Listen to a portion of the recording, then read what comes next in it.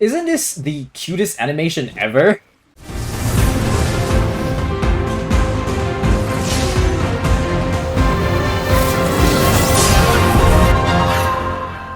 What's going on, guys? Mira here, back again with another Genshin Impact video, and today I have a review slash guide for Sayu. So now I know that the banner just dropped and a lot of people are really excited for Yoimiya, but I want to take a moment to talk about Sayu because she is literally the most fun character that I have played in a really long time. So without further ado, let's just jump right into a basic explanation of her skills. Alright, so the first fun thing about Sayu is her passive talent, and that is when you are, or rather when you have Sayu in your party, crystal flies do not fly away from you because she is a ninja and she is good at her job. So crystal flies don't notice you. It doesn't really have to be Sayu.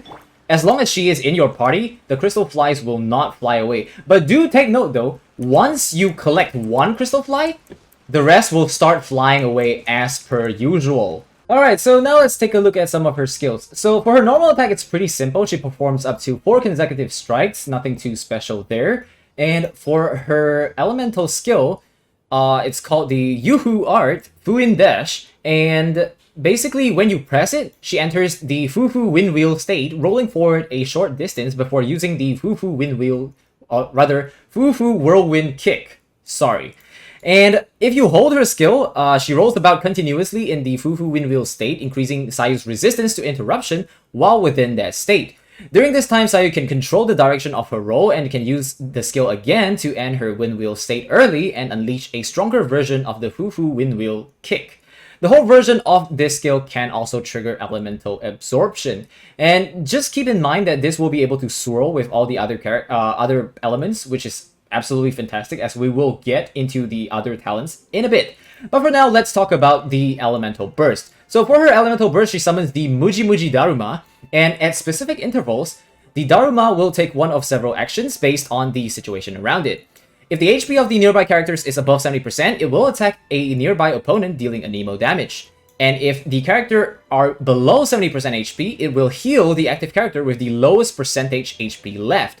If there are no opponents nearby, it will heal active characters nearby even if they have under 70% HP.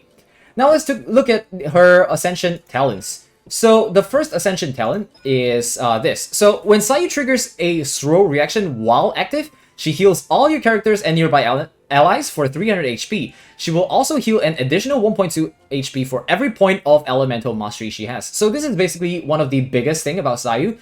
That is, every 2 seconds, whenever you trigger a swirl with Sayu, she will heal your teammates based on the amount of elemental mastery she has. And the second one, the second passive, is that the Muji Muji Daruma, created by her elemental burst, gains the following effects. When healing a character, it will also heal characters near that healed character for 20% of the amount of HP. And it increases the AoE of its attack against opponents. So basically, once you get to level 70, her Q just basically gets a little bit of buff with a wider AoE, and the healing also gets a small amount of AoE as well.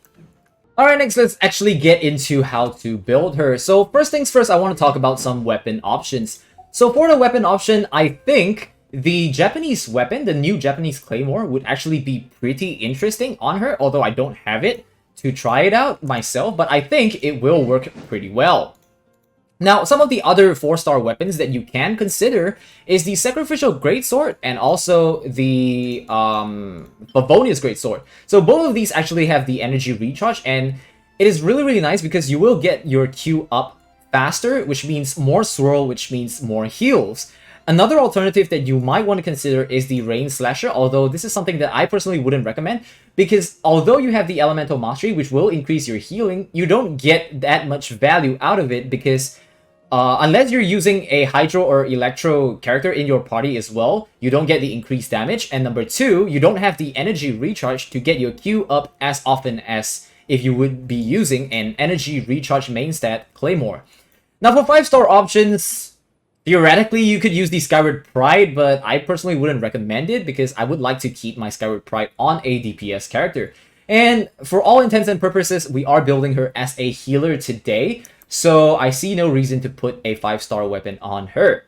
Alright, next we get into her artifacts. So for her artifacts, you want to stack as much elemental mastery as you can, and also use the Viridescent Venerer 4-piece set. The reason for that is because the 2-piece effect is honestly not even that good, but you want the 4-piece effect. So the 4-piece effect increases swirl damage by 60%, and on top of that, it decreases the opponent's elemental resistance to the element infused in the swirl by 40%.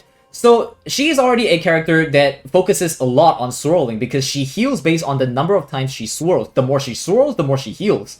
And this set is just perfect to go with her because you will want her to swirl as much as possible to reduce the elemental resistance of the enemies. Now, for the artifacts itself, I've gone with, just a very standard flower. So for the flower and feather, it's very standard. I basically stole this off of my Kazuha, and the reason is because Kazuha also relies on elemental mastery. So because you can't change the main stat of the flower and the feather, they're both at HP and flat attack. And for the substats, ideally you want to go elemental mastery, attack percent, and energy recharge. Those are basically the best 3 stats for her in terms of her healing. Now, when it gets to the timepiece, ideally, I personally would have wanted an elemental mastery timepiece, but because I don't have it, I'm using an attack percent one. But this also has 56 elemental mastery, so it will have to do for now. But if you guys have an elemental mastery main stat timepiece, feel free to put that on Sayu as well. Now next we get into the goblet, and for the goblet I have also opted for an elemental mastery build, and I don't know if this is the best, but some of the other options that you can consider is Anemo damage and also attack percent, because her heals also scale with attack percent as well. But ideally I think elemental mastery or the Anemo damage bonus would be ideal because, well, Anemo bonus just gives her a little bit of damage, and Elemental Mastery just increases her healing. And because I'm focused on getting her to heal as much as possible, that is why I have put the Elemental Mastery on her. And lastly, for the circlet, I have also opted for an Elemental Mastery. The reason why I don't put any crit rate or crit damage, or I try to avoid it as much as possible, is because sword reactions don't crit anyway, so I don't really see the point in putting any crit rate or crit damage on her. And besides, I'm building her as a healer, so she doesn't really need to do any DPS for me. That is why I have opted for a full Elemental Mastery build on my Sayu. Alright, lastly we move on to the team composition. So for the team composition, it's actually pretty simple because Sayu is a healer, and you don't really need a specific team comp for a healer to function. However, what's specifically required for a team with Sayu is that she needs a character to swirl with. So you need at least one character with either Pyro, Hydro, Cryo, or Electro element in your team to maximize Sayu's healing potential. Now in this team, it's really nothing special. I just put all the Inazuma characters in one team, and I just think it looks really awesome. But I haven't really done my full test on Yoimiya yet, so do let me know in the comments down below if you want to see a Yoimiya video. And this is an example of another team that I formed, and this consists of Zhongli, the Shielder, and then we have Child and Fischl, which combined together will give Electro Charge, which is really nice. It's just a really nice reaction. It's one of my favorite reactions right now in terms of DPS because it gives you damage over time. And it also swirls really well with Sayu's Anemo. And before this, I was using Jean as my healer, but in this team right now, as you can see, Sayu has taken the place of Jean because she is able to swirl and make more use out of the swirl. So yeah, that's basically it for the team comp for Sayu. Like I said, there's really nothing special for Sayu. As long as you have at least one character with a swirlable element, you will be good to go. So yeah, that's basically it for this Sayu guide video. I hope this was at least a little bit informational for you guys, and I hope I have managed to cram all of the information I have into this video. If you guys still have any other questions, feel free to drop them in the comment section below. And also, feel free to join my Discord. Link is in the description below. And if you have any other questions, you can feel free to tag me there and ask. We have a huge community of like 800 people or something. So yeah, feel free to drop in there and say hi. And that's basically it. Thank you guys so much for watching, and I'll see you guys in the next one. Peace!